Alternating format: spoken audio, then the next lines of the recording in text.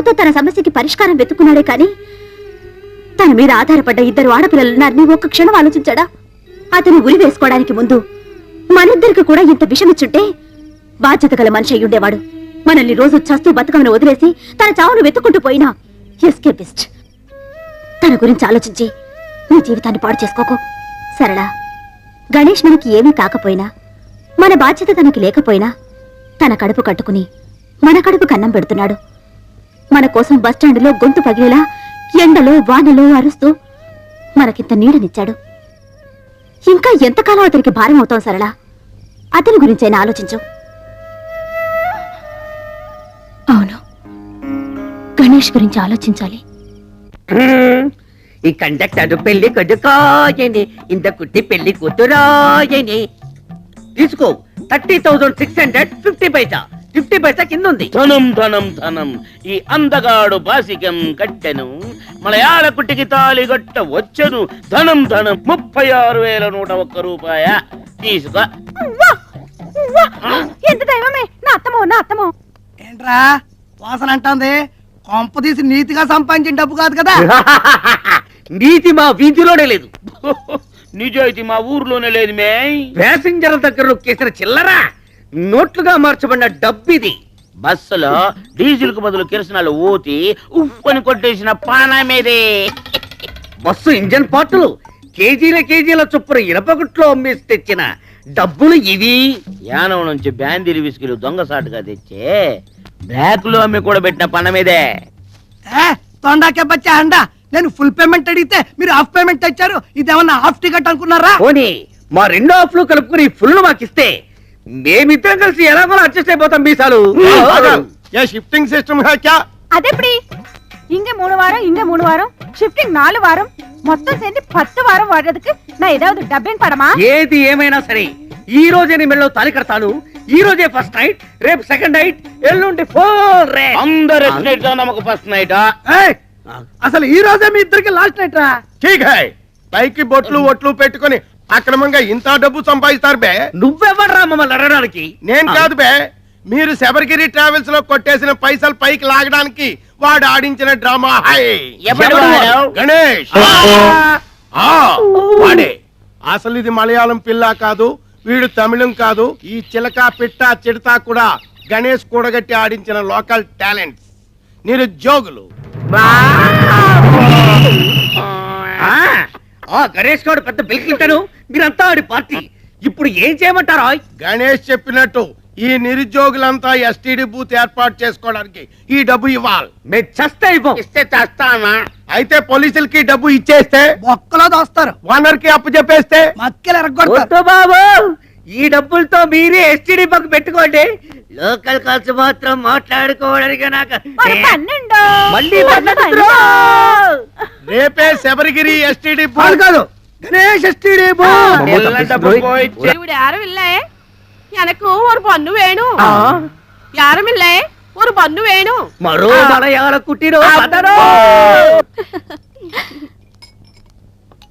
గణేష్ చదువుకున్నాడో లేదో అనవసరం, నీ డెసిషన్ కరెక్ట్. ఈ విషయం అతనికి చెప్పావా?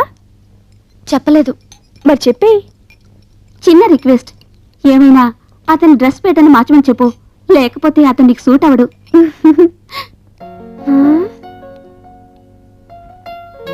బానే ఉన్నాడు కదా, ఇలా చూసే కదా నేను ఇష్టపడ్డాను. మరి మార్చడం ఎందుకు? పోన్లే, వీళ్ళందరి కోసమైనా ఒకసారి మార్చి చూస్తే రాజమండ్రి.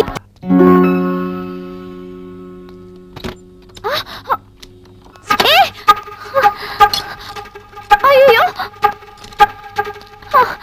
Hello watchman, watchman.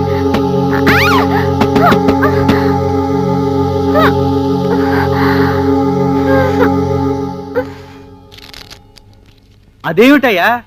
ఏం కృష్ణరావు, ఏం టెన్షన్ గా ఉన్నావు?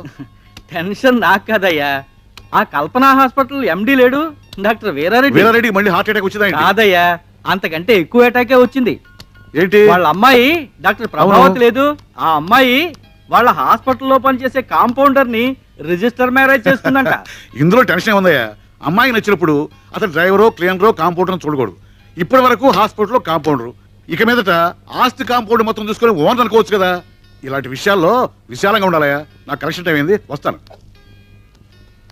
ఈయన బ్యాక్గ్రౌండ్ కూడా అంతే కదా, అందుకే అలా మాట్లాడుతున్నాడు. ఈయనకి వస్తుందిలే అటాక్. ఏంట్రా? ఆయనకు ఒక కూతురుంది కదా, అయితే వాళ్ళ బస్సుల కమిషనర్ బ్రోకర్ లేడు, ఎవరు? గణేషా? ఆడితో ముక్క కలిపిందంట. ఏదో ఒక రోజు ఆయన తీసుకొచ్చి ఈడే నీ అల్లుడు అంటుంది. ఈయన ఫుల్ కౌంట్ ఇవ్వాల్సిందే.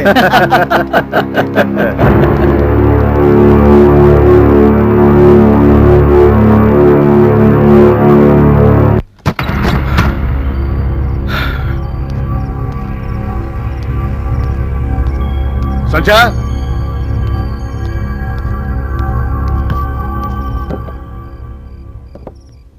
సంధ్య అమ్మా ఇంట్లో లేదండి. లేదా? ఎక్కడికి వెళ్ళింది? అదే నాకు అర్థం కావటం లేదు. ఇప్పుడు ఇంత ఆలస్యం లేదు. ఇప్పుడు ఎందుకు అయింది? అదే అది ఏంటది? నిన్ను మీ ఇంట్లో చేసుకొచ్చినప్పుడు మీ నాన్న పడి కలిసిన ఇప్పుడు నేను పడాలా? పడవాని ఇన్నేళ్ల తర్వాత ఆ మాటలే ఉంటండి. ఇన్నేళ్ళు వచ్చిన అర్థాక మీ అమ్మాయి ఇంటికి రాపోవడానికి కారణం ఏంటి? అదే అదే అదే వాళ్ళది పెరిగిపోతుంది, టెన్షన్ పెరిగిపోతుంది. బీపీ తీసుకురా. మీకు బీపీ చూసుకోవటం రాదండి. అమ్మాయి ఏమిటని వచ్చాక చూసేది? ఇది నా బీపీ, నేను చూసుకుంటా. అట్లే ఏమండి? ఏమనుకుంటా రైట్ రాని చెప్తాను.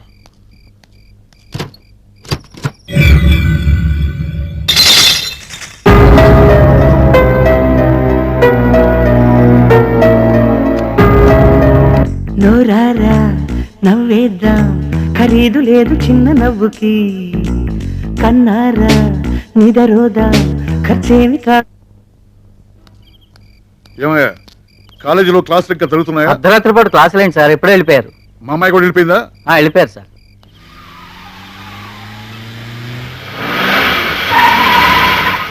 బాబురావు సాబ్,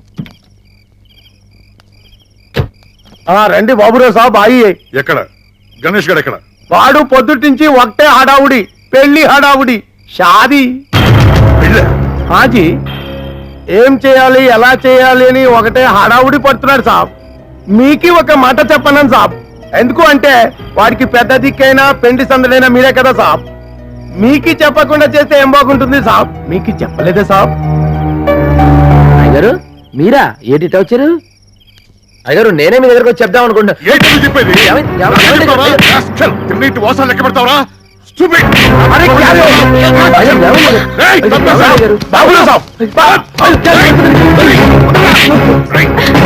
ఏం చేశారండి? ఏం చేశారు? తిరిగి కొట్లాడన్న ధైర్యం ఏమో మీకు? నీ తెలీదా? నీ తెలియకుండా జరిగిందా? వెళ్ళకూడదు ఉందా? మీరు నా కూతురు లేపు రాలేదు.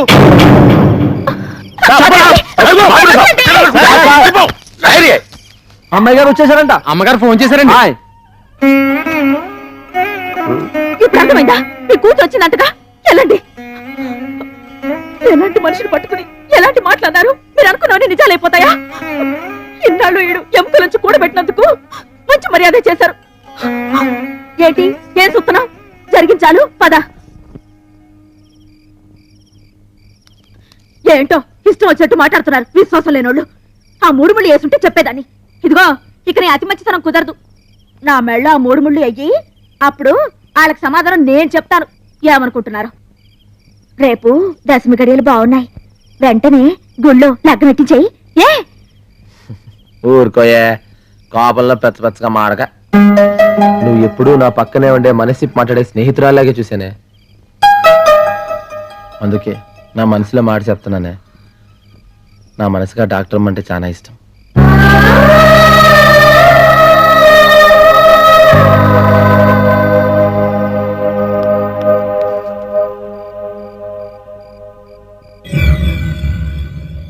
నమస్తే సార్. సంజయ్ ల్యాబ్ లో ఉండగా మా ఫ్యూన్ చూసుకోకుండా డోర్ లాక్ చేసేశాడు. నైట్ వాచ్మెన్ వచ్చి రిపోర్ట్ ఇచ్చేదాకా తన లోపల ఉన్న విషయం మాకు తెలియలేదు. ఇలా జరిగినందుకు మేము చాలా బాధపడుతున్నాం. We are extremely sorry sir. తప్పు చేయటం, సారీ చెప్పడం ఇదొక్కటే మీకు తెలుసు. ఇంత రాత్రి వరకు ఆడపిల్ల ఇంటికి రాకపోతే తల్లిదండ్రులు ఎంత టెన్షన్ పడతారు ఆలోచించారా? ఇలాగ మీరు కాలేజీ నడపడం? జరిగిన దానికి మేము చాలా బాధపడుతున్నాం. ఇలాంటి పొరపాటు ఎప్పుడు. ఇంకేం చెప్పదు, దయచేసి వెళ్ళిపోండి. అది కాదండి. మీరు చెప్పాల్సింది చెప్పారు, జరగాల్సింది జరిగింది. వెళ్ళిపోండి. Sorry sir.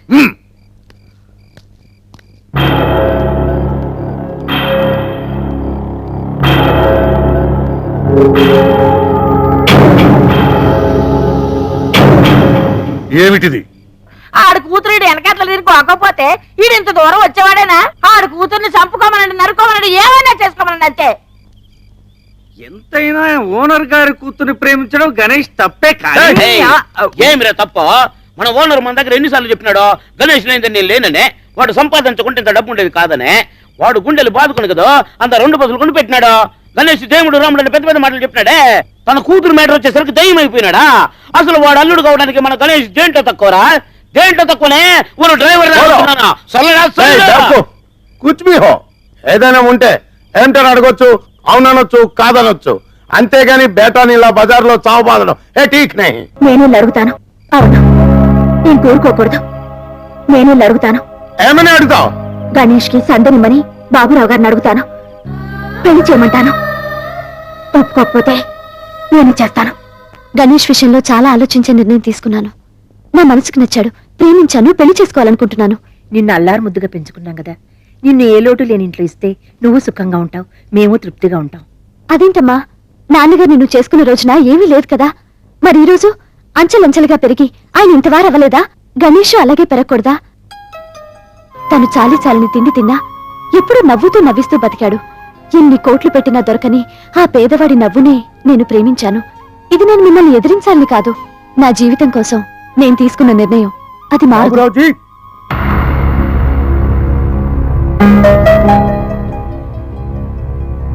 ఏంటి మీరంతా ఎందుకు వచ్చారు నాకు తెలుసు. ఏ విప్లవమా? వాడి పెళ్లికి మీరంతా ఒకళ్తానా? మీరు కుళ్ళు కంపు కొడుతున్న బ్యాగ్ ని చంకలో పెట్టుకొని ఇచ్చిన వాసన చూస్తూ బతికామే కానీ దాన్ని మార్చమని ఏనాడో మిమ్మల్ని డిమాండ్ చేయలేదు. కానీ గణేష్ విషయంలో మాత్రం డిమాండ్ చేయడానికే వచ్చాం. ఇప్పటిదాకా మీ బస్ స్టీరింగ్ నేను జాగ్రత్తగా పట్టుకునే, ఒక యాక్సిడెంట్ కూడా కాకుండా డ్రైవ్ చేస్తున్నా. అంద మాదిరి మీరు కూడా మీ ఇంటి స్టీరింగ్ సరిగా పట్టుకొని మీ కూతురు జీవితంలో యాక్సిడెంట్ కాని మాదిరి జాగ్రత్తగా డ్రైవ్ చేయమని ఒక డ్రైవర్ గా చెప్పడానికి వచ్చాను. గణేష్ మీకు ఎంత చేశాడండి? ఆ రుణం తీర్చుకోవడానికి మీ కూతురి అవకాశం ఇచ్చింది. వెంటనే కాళ్ళు కడిగి పిల్లనివ్వండి. అది డబ్బు లేదనే కదా రోడ్డు మీద గీడ్స్ కొట్టారు. ఇప్పుడు దాకా నేను సంపాదించింది మా బాబు నాకు ఇచ్చిన 3 ఎకరాలు ఆడి బేరం రాసేస్తున్నాను, నాకు పెట్టేయండి. బాబురావుజీ ఓ అల్లాకా బేటా హై. ఎంతో మంది బద్మాసులు మస్తు పైసలు ఇస్తామన్నా మీ మీద విశ్వాసంతో వాడు పోలేదు.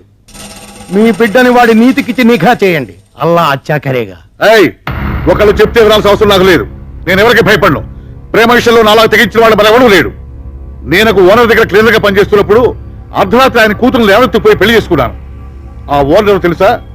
నా పక్కనే సప్తగిరి ట్రాన్స్పోర్ట్ నడుపుతున్నవాడు, నాకు విరోధిగా చలాబడి అవుతున్నవాడు వీరవర వెంకట సుబ్బరాయణం. ప్రేమ గురించి ఆలోచించడానికి, పెళ్లి గురించి నిర్ణయం తీసుకోవడానికి నాకే అధికారం ఉంది. ఆ నిర్ణయం నేనే తీసుకున్నాను. మార్పే రాదా? మీరు మనిషే కాదా? అదేంటండి ఎన్నిసార్లు చెప్పినా మీ మాట మీదేనా? మీరు చేయకపోతే మేమే చేస్తాం. వెంటనే నా కూతురు గణేష్ కి ఇచ్చి పెళ్లి చేయబోతున్నాను. అదే అది మన గణేష్ కేరా?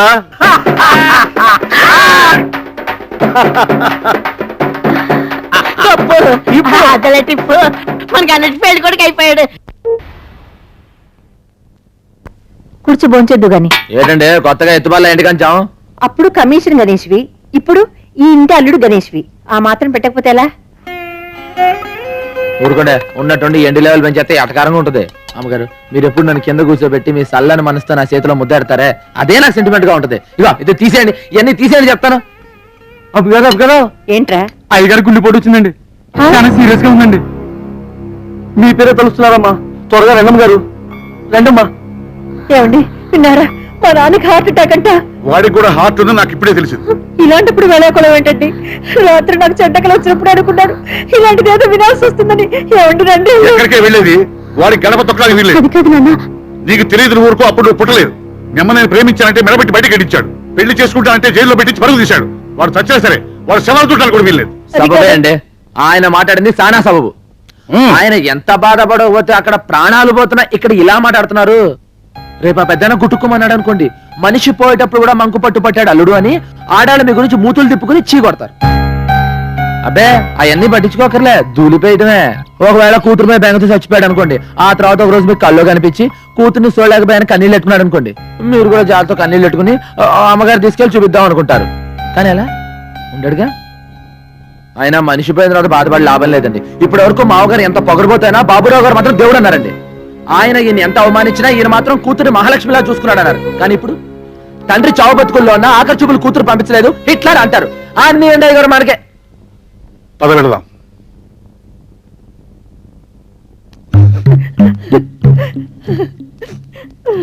రండయ్య గారు పదని చెప్తాను.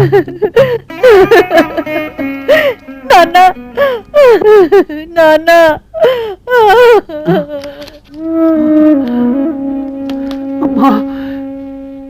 వచ్చావా? నిన్ను చూడకుండా పోతానేమో అనుకున్నా. లేదు నాన్న. మీ ఆయన నిన్ను ఇంటికి పంపిస్తాడని నేను అనుకోలేదమ్మా. ఆయన కూడా వచ్చారు. వచ్చారా? చాలా సంతోషం. అమ్మా, నేను అతన్ని అన్న మాటలకి, చేసిన ద్రోహానికి నాతో మాట్లాడాలంటే అతనికి అసహ్యంగానే ఉంటుంది. పూర్ణ, ఆయన టెన్షన్ పడదు చెప్పు, రెస్ట్ తీసుకోమను. నన్ను క్షమించడు. ఎంతో కష్టపడి పైకొచ్చావు. మన మధ్య ఎన్ని పంతాలున్నా నా మీద కోపం నా బిడ్డ మీద చూపించకుండా దాన్ని మహారాణిలాగా చూసుకున్నావు. నేనే నిన్ను అగౌరవపరిచాడు. నన్ను మన్నించలుడు. మావయ్య ఊరుకోండి మావయ్య, పెద్దవారు. మన మధ్య జరిగిన గొడవలన్నీ మర్చిపోండి. మీ ఆరోగ్యం జాగ్రత్త చూసుకోండి. పూర్ణాన్ని ఊరుకో. నువ్వు బెంబేలు పెడితే ఆయన బెంబేలు పెడతాడు. మాంగారు మీరు రెస్ట్ తీసుకోండి, మీకేం కాదు. మీరంతా ఏమీ అనుకోకపోతే మా అమ్మాయితో ఒక ముఖ్యమైన విషయం మాట్లాడాలి.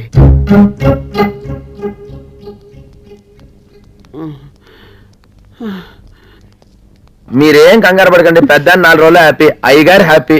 అదేనండి బాబు, నాన్నగారు, అమ్మగారు హ్యాపీ, మరి సంధ్యమ్మ గారు హ్యాపీ, అప్పుడు మరి గణేష్ గారు హ్యాపీ. అసలు హ్యాపీ ఇది కాదయ్యా. సంధ్య, నేను నీతో కొంచెం మాట్లాడాలి.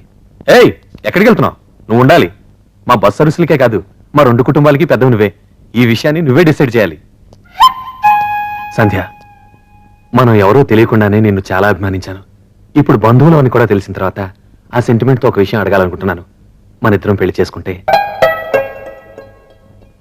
మన 2 కుటుంబాలు చాలా సంతోషపడతాయి. ఏమంటావు? సారీ బావా, నాకు నిన్నే మ్యారేజ్ ఫిక్స్ అయింది. మ్యారేజ్ ఫిక్స్ అయిందా? ఎవరితో? Ganesh. Ganesha? I'm sorry Ganesh, I'm extremely sorry. అయ్యో పర్లేదండి బాబు, డాక్టర్ గారు. ఏదో బస్ స్టాండ్ లెక్క అభిషేనే అనుకున్నాను. ఆ ఇంటికి అల్లుడు కూడా అని తెలిసింది. Anyhow congratulations. సారీ సంధ్య. పర్వాలేదు. పిచ్చి ఆయన గుండెలు ఎట్టకొస్తాడేంటి? మొత్తానికి గణేష్ గడు భలే సెటప్ అయిపోయాడు బాబు. ఒరే అపరాలు, ఏంట్రా బస్ స్టాండ్ లో కమిషన్ ఎరుకునే ఆ ఒంటిపూట గణేష్ గాడికి ఆ బాబురావు గారి కూతుర్నిచ్చి పెళ్లి చేస్తున్నాడు అంటే ఎంత ప్రేమించుకున్నా విచిత్రంగా ఉందిరా నాకు. ఇందులో విచిత్రం ఉందా? ఇప్పుడు ఈ డాక్టర్ అమ్మ ఏ స్టూడెంట్ తోనో కాల్ జారి ఉంటది, అది కవరింగ్ చేసుకోవడానికి సెకండ్ హ్యాండ్ గారికి అడగడుతున్నారు. కలిసి వస్తే కాలం వస్తే అత్తోరిల్లకి అంటుదో అల్లుడు వస్తాడంట. బాబురా కోటే కూతురా ఏ డాక్టర్ కో, ఏ ఇంజనీర్ కో, ఏ కోటీశ్వరానికి కో ఇస్తే మొత్తం పైసలు లాగేసుకొని 14 వెతుకులు పడేసి పనులు చూస్తారు. డాక్టర్